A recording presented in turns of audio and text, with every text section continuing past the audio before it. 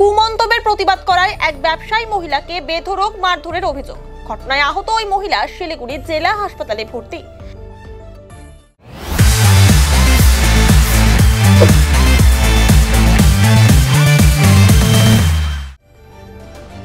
বৃহস্পতিবার শিলিগুড়ির একটিয়াশালের খাই বাজারে এক ফল ব্যবসায়ী মহিলা তার দোকান ঠিকঠাক করছিলেন।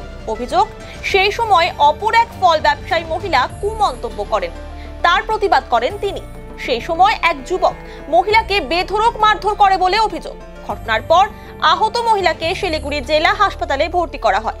ইতিমধ্যেই অভিযুক্ত যুবকের বিরুদ্ধে ভক্তিনগর থানায় লিখিত অভিযোগ দায়ের করা হয়েছে। আহত ওই মহিলার মেয়ে জানান, আমার মাকে যে মারধর করেছে তার কঠোর শাস্তি হোক। কালকে দুপুরবেলা আমার মা দোকান গুছাচ্ছিল, তো পাশের একটা দোকান ছিল, ওনারা নানা ধরনের কথা বলতেছিল। সে কথাটা মা বলছে যে এরকম কথা কেন বলেন। তো ওনার ওই মহিলার সাথে আর আমার মার সাথে একটু তকাতকি হওয়ার পরে ওনার 18-19 বছর একটা ছেলে, ওই ছেলে এসে আমার মাকে বেধড় মারছে। মারার পরে আমরা ওখান থেকে সিভিলে নিয়ে আসার পরে ওখানে একটা ডাক্তার দেখে আমরা ভক্তিনগর থানাতে যাই, কেস ফাইল করার পরে রাত্রেবেলা বাড়িতে মাকে নিয়ে যাই যে সুস্থ হয়ে যাবে বা সুস্থ হবে। তো কালকে মা অতিরিক্ত এমন করতেছিল, শ্বাস নিতে পারতেছিল না, কেমন দম বন্ধ হয়ে আসতেছিল, অসুস্থ বেশি হচ্ছিল।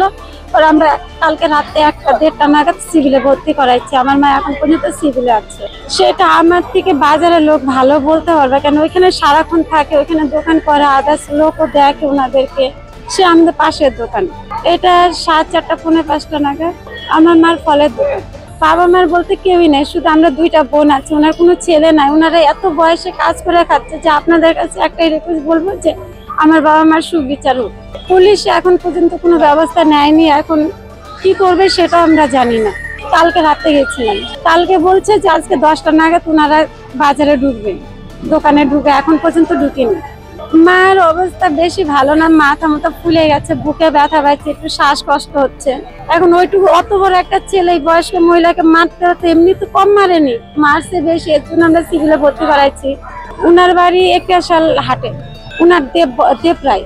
হ্যাঁ, উনার মার ফলের দোকান।